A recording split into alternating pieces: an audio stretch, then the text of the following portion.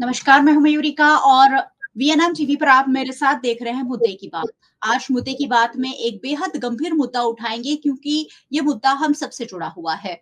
जल और वायु की जब बात आती है तो हम सब थोड़े से सहम जाते हैं क्योंकि ये दोनों इतनी एसेंशियल चीज है जो हम सबके लिए जीवन जरूरत की बहुत बड़ी इंपॉर्टेंट चीज है और अगर वो ही प्रदूषित होती है तो उस पर गंभीर सवाल उठते हैं और आपके हेल्थ पर भी गंभीर असर होता है। कुछ ऐसा ही एक रिपोर्ट सामने आया है जिसके बाद अब हमें थोड़ा सा और सचेत रहने की जरूरत है, जिसमें ये कहा गया है कि ये रिपोर्ट जो है वो केंद्रीय भूगर्भ जल बोर्ड द्वारा घोषित किया गया है। एनुअल ग्राउंड वाटर क्वालिटी जो रिपोर्ट होता है 2024 का, उसका ऐलान हुआ है जिसमें भारत के टॉप 5 जो स्टेट है उसमें गुजरात राज्य की जो स्थिति है वो तीसरे नंबर पर आई है कि गुजरात के जो 25 जिलों के भूगर्भ जल है वो इस कदर प्रदूषित हो गए हैं कि हार्ट की बीमारियां तक इस पानी के पीने से हो सकती है। ऐसे में इस गंभीर मुद्दे पर चर्चा के लिए आज दो खास मेहमान हमारे साथ जुड़े हैं। सबसे पहले आपको उनसे रूबरू कराऊंगी और फिर उनसे जानेंगे कि आखिरकार ये जो दिक्कत आ रही है उसे कैसे सुलझाएंगे और कैसे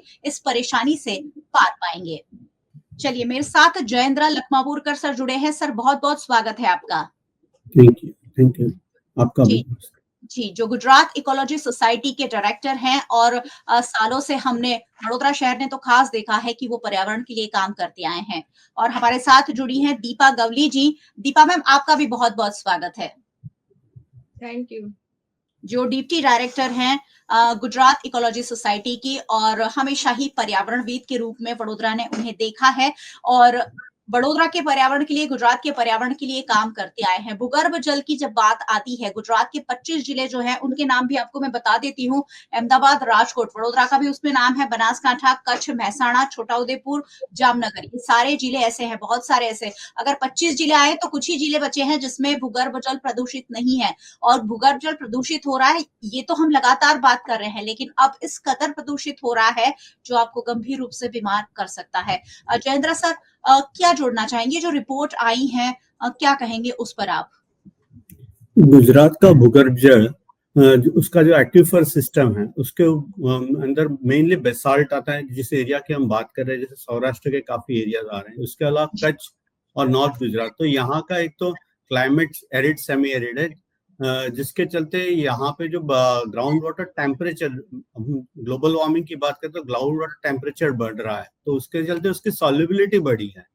तो उसके चलते भी वहाँ पे जो फ्लोराइड या दूसरे न्यूट्रिएंट्स है वो ज्यादा मात्रा में डिसॉल्व हो रहे हैं, जो कि यहाँ के रॉक टाइप में मिलते हैं। यहाँ के सेडिमेंट्स में फ्लोराइड मिलता है बेसाल्ट वगैरह में, और उसकी सॉल्युबिलिटी बढ़ने के कारण ग्राउंड वाटर में उनकी मात्रा बढ़ी है। इसके अलावा ग्राउंड वाटर का ज्यादा इस्तेमाल करने से भी उनका कॉन्सेंट्रेशन बढ़ता है, जैसे फर्टिलाइजर का ओवर यूज करने से वो भी कंट्रीब्यूट करते हैं इन न्यूट्रिएंट्स को या इन पॉल्यूटेंट्स को ग्राउंड वाटर में इकट्ठा होने की। दीपा मैम भी हमारे साथ जुड़ी है। मैम, भूगर्भ जल जो है लगातार प्रदूषित हो रहा है और अब तो जो रिपोर्ट आ रही है लगातार आ रही है कि पर्यावरण तो है बिगड़ता जा ही रहा है, लेकिन भूगर्भ जल भी, वायु तो हमारी दूषित है ही, प्रदूषण, वायु प्रदूषण का शिकार हम है ही, जल प्रदूषण का सामना हम ऑलरेडी कर रहे हैं। अगर भूगर्भ जल भी इस कदर प्रदूषित हो जाएंगे तो इंसान कहाँ जाएगा? दीपा जी। पानी तो बहुत जरूरी है, क्योंकि इवन ह्यूमन शरीर, जो हमारा शरीर है, उसमें भी 90% पानी भरा हुआ है। 90% से हम पानी से हैं। तो अगर पानी ही दूषित है तो काफी मुश्किलात आएंगी। जैसे पहले सिविलाइजेशंस जो थी, अब जैसे हम हड़प्पन सिविलाइजेशन देखते हैं, वो भी लुप्त हो गई है बिकॉज ऑफ फ्लड्स या अलग दूसरे ड्राउट रीजंस पे। अभी जो हम खड़े हैं, हमने इनफैक्ट एक ऑरेंज जोन भी क्लियर कर लिया है। ऑरेंज जोन यानी जो हेल्थ इम्पैक्ट आ रही है दूषित पानी की वजह से। तो ऑरेंज लाइन क्रॉस करते भी हम रेड लाइन की तरफ जा रहे हैं, यानी कि पानी पीने लायक ही नहीं रहेगा ग्राउंड वाटर। तो ये एक बहुत समस्या आने वाली पीढ़ियों के साथ सामने चैलेंजेस रहेंगे कि अच्छा पानी कहाँ से वो पी सके। तो ये आगे मुश्किलात तो रहेंगी, और पानी साफ नहीं रहेगा तो वो डिजीजेस, मल्टीपल डिजीजेस आती रहेंगी उनके शरीरों में। उनको जूझना पड़ेगा। लाइक हेल्थ सेक्टर बहुत स्ट्रगल करेगा इन चीजों को, इस चैलेंजेस को मीट करने के लिए। बिल्कुल जिस तरह हमारी लाइफ़स्टाइल जो है बदल गई है, आधुनिक लाइफ़स्टाइल का अब हम सब पालन ज़्यादातर लोग करते हैं, एसी वाले कमरों में हम बैठे रहते हैं और उसके बाद ये जो सारी समस्याएँ हैं प्रदूषण से जुड़ी हुई वो हमारी बॉडी को गंभीर रूप से असर कर रही है। जयेंद्र सर लगातार हमारे साथ जुड़े हुए हैं। सर क्या-क्या परेशानियों का सामना प्रदूषित भूगर्भ जल से गुजरात के लोगों को, वडोदरा के लोगों को हो सकता है? एक मेजर जो चैलेंज है वो है लेक ऑफ इंफॉर्मेशन। माहिती नहीं है लोगों के पास कौन सा प्रदूषण किस ग्राउंड वाटर में कौन सा प्रदूषण। वो पीते रहते कि अवेलेबिलिटी नहीं है ग्राउंड वाटर की, जो मिलता है वो हुँ, अपने हिसाब से उसका टेस्ट जस्ट करके पीते हैं। तो वो जब क्रॉनिक हो जाता है ये पॉल्यूटेंट, जैसे फ्लोराइड है या सॉल्ट है, क्रॉनिक होने के बाद वो सरफेस पे आता है जो कि सीवियर इम्पैक्ट होता है। हुँ, फ्लोराइड है वो अपने बोन्स के जो हेल्थ है उसको इम्पैक्ट करता है, अपने हड्डियों को वीक कर देता है, अपना हुँ, बोन स्ट्रक्चर वीक हो जाता है, उसके लॉन्ग टर्म वो हार्ट को भी इफेक्ट करता जी, है। सलाइन वाटर या क्षार की जो क्षमता बढ़ जाती है पानी में प्रमाण, तो उसके चलते हमारी नसों को भी अफेक्ट करता है, हमारे हार्ट फंक्शन को अफेक्ट करता है। हुँ, तो जैसे हमारे दांत है, हमारे बोन स्ट्रक्चर है, हमारी किडनीज है, फ्लोराइड किडनी को भी डैमेज करता है। तो इसके जी, चलते जो क्रोनिक और ऐसे डिसीज आ जाते हैं जो लॉन्ग टर्म अपनी हेल्थ को डैमेज करते हैं। तो ये एक मेजर चैलेंज है और वो धीरे-धीरे पता चलता है। जब पता चलता है वो काफ़ी एक लेवल आगे बढ़ गया होता है। तो हुँ, ये इसका एक मेजर कंसर्न है कि ये एकदम से अफ़ेक्ट नहीं करेगा। आज मैंने पानी हाई फ्लोराइड पी लिया, कल मुझे पता नहीं चलेगा। लेकिन जब जी, वो 10 साल हो जाएँगे, 5 साल हो जाएँगे तो धीरे-धीरे मुझे वो इम्पैक्ट करने लगा, मेरे बोन्स पेन करने लगेंगे, मेरे हार्ट के पल्स रेट बढ़ेंगे और तब मैं मेरे ऑलरेडी वो ऑर्गन थोड़े डैमेज हो चुके होंगे, जो कि एक बिल्कुल। लॉन्ग टर्म इम्पैक्ट है। तो ये बहुत बड़ा रिस्क है। जी। आजकल हम सबको तरह-तरह की बीमारियाँ होती रहती है और हम सोचते हैं कि ये तो अब होती ही जाएगी, लेकिन उसकी वजह क्या है वो आप सोचिए कि क्या-क्या चीज़ें आपको अफ़ेक्ट करती जा रही है। जो आप अ, ऑक्सीजन ले रहे हैं, वो भी आप प्रदूषित ले रहे हैं, जो पानी आप पी रहे हैं और सोच रहे हैं कि पानी पीने से अच्छा शरीर रहता है, लेकिन पानी ही अगर प्रदूषित पी रहे हैं, तो कैसे होगा? भूगर्भ जल प्रदूषित होने की और क्या-क्या साइड इफ़ेक्ट मैम हेल्थ के अलावा हो सकती है? क्योंकि हम खेती प्रधान हमारा देश है और फसल पे आज भी सारे लोग डिपेंड है कि अच्छा अनाज उगेगा तो अच्छा अनाज खाएंगे। तो और किस तरह की साइड इफेक्ट्स देख रहे हैं दीपा मैम? मेन तो हेल्थ पे ही रहता है, पर एक लॉन्ग टर्म फ्लोराइड का एक और असर है कि बच्चों का डेवलपमेंट, जो वो फीटल डेवलपमेंट रहता है, हम्म, फीटस पे ही उस पे इम्पैक्ट आना शुरू होता है, तो उसके नर्वस सिस्टम में इम्पैक्ट करता है। जी तो जी। ये एक नया कुछ एरियाज़ में जहाँ ज़्यादा है फ्लोराइड, जैसे 1.5 मिलीग्राम पर लीटर उसका नॉर्म्स है एज़ पर जी। डब्ल्यूएचओ। पर हम्म। अभी वो हमने बड़ौदा में कुछ जगहों में उसको 3.5 तक पाया गया है, यानी 2 गुना बढ़ा है। तो अब जब लोग उस पानी को पीते हैं, अब हम आरओ तो लगा लेते हैं, सोचते हैं कि फ्लोराइड रिमूव होगा, पर फ्लोराइड नहीं रिमूव होता है। तो वो हम्म, जब प्रेग्नेंट माँ इन पानियों को पिएँगी तो धीरे-धीरे इवन इन्फेंट के जो brain developmental stages, neurological disorders आना शुरू हो जाती हैं। तो हम्म, ये एक आगे जाके एक अलग से हेल्थ सेक्टर पे ही मेजर इम्पैक्ट रहेगा। और जी। एग्रीकल्चर में क्योंकि हम यूज़ कर ही रहे हैं, पर उससे एग्रीकल्चर की फर्टिलिटी चली जाएगी। जैसे अगर सलाइन रिच वाटर है, अगर उसमें सैलिनिटी ज़्यादा है या क्षार ज़्यादा है, तो वो सॉइल को जल्दी खराब कर लेगा। हो सकता है 1 साल क्रॉप ले, दूसरी साल, तीसरे साल वो ज़मीन रहेगी नहीं, आप उसमें कुछ खेती कर सकते हैं। तो ये हम्म, एक चैलेंजेस रहेगी जो हमें फूड सिक्योरिटी पे भी आके खड़े हो जाएँगे। अभी तो वाटर सिक्योरिटी आएगा, देन फूड सिक्योरिटी पे भी हम आके खड़े हो जाएँगे कि यस, खाना हम कहाँ कौन-सा खेती लायक ज़मीन रहेगी, वो भी एक चैलेंज रहेगा। बिल्कुल जंगल जो है उसे हम खत्म करते जा रहे हैं। अब हमारे पास सिर्फ सीमेंट कंक्रीट के जंगल है और जहां जंगल है वहां भी अगर दूषित पानी से खेती होने लगेगी तो इंसान कहाँ जाएगा? वडोदरा के जो आंकड़े हैं भूगर्भ जल के वो क्या कहते हैं? बड़ौदा में जो अगर सिटी की बात करें तो जो हम्म, बहेली एरिया है वहाँ पे हाई फ्लोराइड कंटेंट मिला है। जी। तीन तीन के आसपास, जैसे डॉक्टर दीपा ने बोला, तो हुँ, वो वहाँ पे ग्राउंड वाटर का एक्सट्रैक्शन बहुत ज्यादा हुआ बिकॉज ऑफ डेवलपमेंट, जो भी कंस्ट्रक्शन एक्टिविटी चली वहाँ पे। हुँ, क्योंकि ग्राउंड वाटर अवेलेबल था तो कंस्ट्रक्शन में भी शायद यूज हुआ। बाद बाद में जो फ्लैट्स बने वहाँ पे भी लोग उसको यूज करते रहेंगे और आरओ को इस्तेमाल। जैसे कहा उसमें फ्लोराइड है और वो इजीली रिमूव नहीं होता है ग्राउंड। दूसरा जो पादरा जम्बूसर एरिया है, जो कोस्टल एरिया है, वहां पे प्राइमरी सोर्स है हमारा फ्लोराइड का और सॉल्ट का, क्योंकि ग्राउंड वाटर एक्सट्रैक्शन की वजह से सी वाटर इंग्रेस हो जाता है जो माही एस्चुरी या ढाढर एस्चुरी में, तो वहां पे भी हाई फ्लोराइड रिस्क रहता है ग्राउंड वाटर में। तो ये एरिया है जहाँ पे ग्राउंड वाटर फ्लोराइड ज्यादा मिलता है। उसके अलावा छोटा उदयपुर में भी वहाँ पे जो रॉक टाइप्स है उसमें फ्लोराइड बहुत ज्यादा है, तो वहां पे जो अगर ग्राउंड वाटर ओवर डेवलप होता है तो वहां पे भी फ्लोराइड आ जाता है। और वहां पे ऑलरेडी जैसे कड़ी पानी एरिया जहाँ पे फ्लोराइड माइंस है, वहां पे तो केस हिस्ट्री है उनके हाई फ्लोराइड में उन ट्राइबल्स एरिया में, तो वो भी एक मेजर रिस्क है बड़ौदा के लिए। जी, जैसे दीपा मैम ने बताया कि हम तो सोचते हैं कि हमने आरओ प्लांट लगा रखा है, तो क्या आरओ प्लांट फ्लोराइड को कम करने में थोड़ा भी यूजफुल साबित नहीं होता है? क्योंकि हमारे जैसे कॉमन मैन तो यही सोचते हैं कि हमारे घर तो आरओ लग रहा है, हम तो बहुत शुद्ध पानी पी रहे हैं। देखो आरओ प्लांट का जो काम होता है वो 1000 TDS से कम करके 500 के अंदर लाना है, राइट? और फ्लोराइड जब 1.5 mg पर लीटर है, तो बहुत छोटी जो उसका जो कॉन्सेंट्रेशन है 1.5 मिलीग्राम पर लीटर से जरा से ज्यादा रहे तो वो हेल्थ को इम्पैक्ट करने लगता है। तो एज ए आरओ प्लांट उसको वो कंसीडर नहीं करता, वो मेजर सॉल्ट्स को रिमूव कर देता है। तो वो एक मेजर रिस्क है आरओ प्लांट को लेके कि वो मेजर सॉल्ट्स को रिमूव करता है, सारे सॉल्ट्स को वो प्रोपोर्शनेटली ऐसे रिमूव नहीं करेगा, तो उसके चलते फ्लोराइड बढ़ जाता है क्योंकि वो बहुत कम कॉन्सेंट्रेशन में होता है आरओ प्लांट के संदर्भ में बात करें तो। जी बिल्कुल।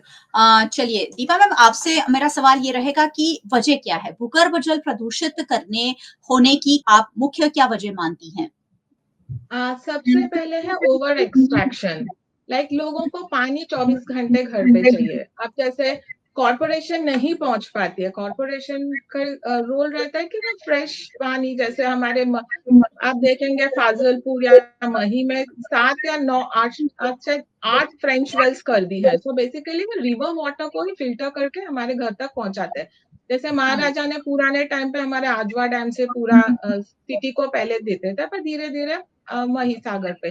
पर जब लोग बढ़ता गया, पॉपुलेशन बढ़ती गई, सिटी बढ़ता गया, तो वो डिमांड गैप आने लगा, लाइक सप्लाई और डिमांड में गैप आने लगा। तो लोगों को वो सफाइज करने के लिए, कंस्ट्रक्शन पर्पस के लिए ग्राउंड वाटर डिपेंडेंसी बढ़ गया। और जैसे ही पानी खींचते रहना, आप सोचे मल्टीपल बोर्स हो गए। आप एक ही छोटा सा एरिया ले, मे बी सायजीगंज, प्रतापगंज या मांजलपुर, तो लोगों के हर घर घर पे बोरवेल्स है। रिचार्ज तो पहले अभी रिचार्ज का कंपलसरी कर दिया है, अदरवाइज पहले रिचार्ज भी नहीं था। तो वो पूरा भूजल नीचे से खाली ही होने लगता है। और जब वो रिचार्ज नहीं होता, जो गैप रहता है, तो उसमें से जैसे जयेंद्र ने बोला कि फ्लोराइड्स है, तो जो मिनरल्स है वो वापस आ जाते हैं पानी के अंदर, वो आना शुरू हो जाता है, वो उससे उसकी क्वालिटी और भी बिगड़ती है। तो ये कुछ चीजें हैं जहाँ पे over extraction and lack of recharge, ये दोनों का तालमेल रखना बहुत जरूरी है ताकि हम उसे ठीक से रख सके, condition status of ground water ठीक रहे। जी बिल्कुल, हमारे जो बड़े बुजुर्ग थे वो 2-4 मटके पानी भरकर दिन भर चलाते थे, और हम जो है अब हमेशा शावर में नहाने वाले और फ्लश इस्तेमाल करने वाले जो प्राणी बनते जा रहे हैं, और उसकी वजह से आने वाली पीढ़ी के लिए शायद हम अच्छा पानी छोड़कर नहीं जाने वाले हैं।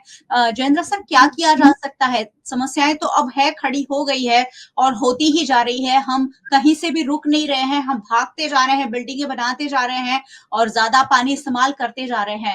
लेकिन ऐसा क्या किया जा सकता है जिससे भूगर्भ जल है उसे प्रदूषित करने से हम रोक सकते हैं? सबसे पहले तो हमें ये समझना होगा, हम we are at higher risk of ground water pollution. Okay, Gujarat as a state में बात कर रहा हूँ, क्योंकि यहाँ पे जो सब मेजर रॉक टाइप्स है वो बेसाल्ट है, जिसमें जैसे सौराष्ट्र या कच्छ में मिलता है, गुजरात, सेंट्रल गुजरात में भी, तो वहां पे फ्लोराइड ग्राउंड वाटर में रॉक टाइप में रहता है। अगर आप उसको ओवर एक्सप्लोइट करेंगे तो फ्लोराइड डिजोल्व होके वो एक्वीफर में आने ही वाला है। दूसरा, हमारा कोस्ट लाइन जो भारत में सबसे लंबा है, and we make a proud of it कि हमारा कोस्ट लाइन बहुत फेवरेबल है, बट वो भी एक सोर्स है जो हमको higher salts and higher fluoride ground water में एक्यूमुलेट करता है। तो जो कोस्टल एक्वीफर है वहां पे रिचार्ज करना होगा, उनको as fresh water aquifer convert करना होगा, जो कि वो एक बैरियर बने सी वाटर इनग्रेस रोकने के लिए। दूसरा, जो हमारे दूसरे एक्वीफर्स हैं उनका भी कांस्टेंट रिचार्ज करना होगा, उसको समझना होगा एक्वीफर सिस्टम को। रिचार्ज इतना इजी नहीं है। ये लॉन्ग टर्म रिचार्ज, मानसून के बाद जो रिचार्ज होगा उसको सरफेस स्टोरेज करके फिर धीरे धीरे तभी वो रिचार्ज काम आएगा। ड्यूरिंग मानसून करने जाएगा तो वो बैक मारेगा।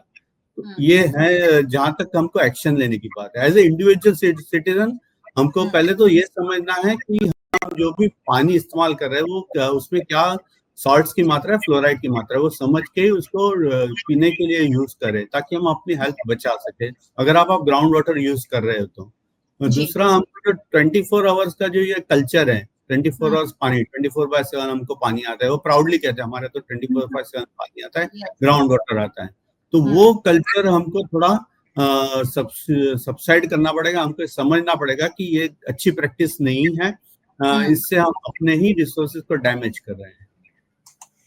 जी बिल्कुल, और वीएनएम हमेशा पर्यावरण के लिए काम करता आया है। हमारी टैगलाइन ही है कि लाखों लोग, छोटी कोशिश, बड़ा परिवर्तन।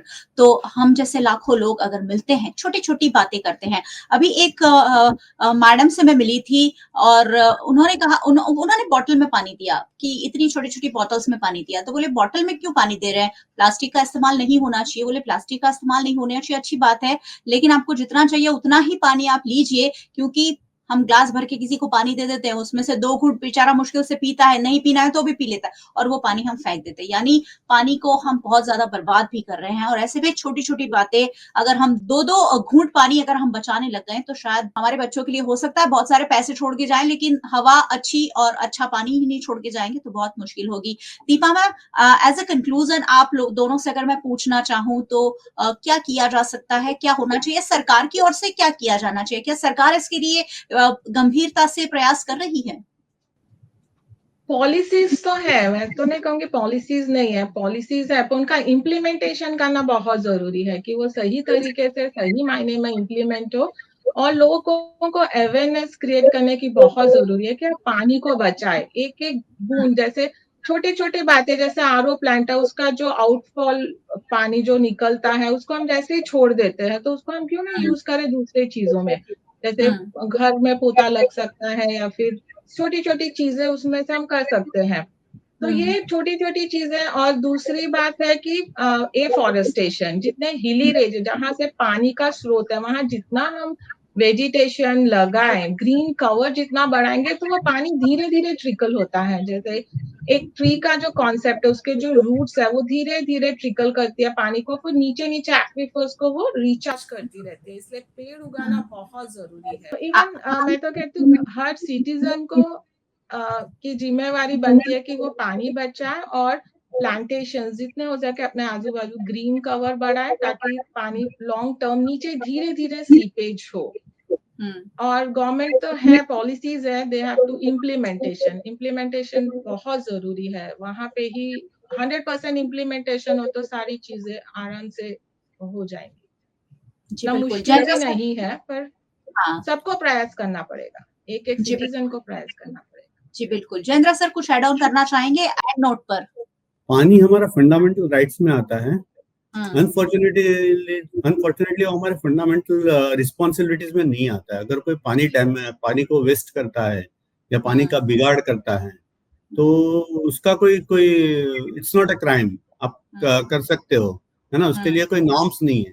तो इस तरह से थोड़े स्ट्रिक्ट नॉर्म्स चाहिए। ग्राउंड वाटर कौन कितना यूज कर रहा है इसका कोई रिकॉर्ड नहीं है। तो ये भी मॉनिटर होना चाहिए कि वी डोंट नो हमारे शहर में कितने ट्यूबवेल्स है, कितने बोरवेल्स है और वो कितना यूज कर रहे हैं। तो ये भी एक स्ट्रिक्ट इम्प्लीमेंटेशन होना चाहिए। कुछ पॉलिसी इस लेवल पे आनी चाहिए ताकि ग्राउंड वाटर का ओवर एक्सप्लोरेशन कम हो और उसका पॉल्यूशन भी कम हो। जी बिल्कुल। प्रदूषित भूगर्भ जल एक बहुत बड़ी समस्या है और हम सबको मिलकर काम करना होगा। गुजरात इकोलॉजी सोसाइटी जैसी कई संस्थाएं हैं जो सालों से पर्यावरण पर ही काम कर रही हैं और सरकार अपनी ओर से पूरी कोशिश करती है, लेकिन वो कोशिश पूरी ना हो, उस तरीके की जनसंख्या हमारी अब बढ़ गई है, हमारी लाइफस्टाइल अब इस तरीके की हो गई है, हमारी हैबिट्स अब ऐसी हो गई हैं। अगर हम अपने हिस्से का पर्यावरण नहीं संजोएंगे तो शायद हमारे बच्चों के लिए, हमारी आने वाली पीढ़ी के लिए अच्छा पर्यावरण हम भेंट नहीं कर जाएंगे और शायद ये बहुत बड़ा अपराध होगा। मैं इसे क्राइम कहूंगी जो हम करते जा रहे हैं, लगातार करते जा रहे हैं और आने वाली पीढ़ी को हम खतरे में डालते जा रहे हैं। बहुत बहुत शुक्रिया आप दोनों मेहमानों का हमारे साथ जुड़ने के लिए। Thank you so much sir. Thank you ma'am. और बहुत बहुत शुक्रिया आप सभी व्यूअर्स का हमारे साथ जुड़ने के लिए। वैसे व्यूअर्स को रोज रोज जुड़ते रहना चाहिए। रोज रात 8 बजे मुद्दे की बात में मैं ऐसी बात करती हूँ जो आप सबके लिए जानना बेहद जरूरी है। वीएनएम टीवी को आप यूट्यूब चैनल पर देख रहे हैं, जरूर देखते रहिए और बेल आइकन जरूर प्रेस कर दीजिएगा अगर हमारे चैनल पर नए आए हैं। आप हमें फेसबुक पर देख रहे हैं, शेयर जरूर कीजिए क्योंकि ये जो पानी बचाने की मुहिम है ना, उसमें हमें हर नागरिक को जोड़ना ही होगा। आप हमें ओटीटी प्लेटफॉर्म्स पर देख रहे हैं, टेलीहंट, वोडाफोन टीवी, जियो टीवी और जियो टीवी फाइबर। 498 नंबर के चैनल पर वीएनएम टीवी को 24 घंटे लगातार देखा जा सकता है। देखते रहिए वीएनएम, जुड़े रहिए वीएनएम के साथ। नमस्कार।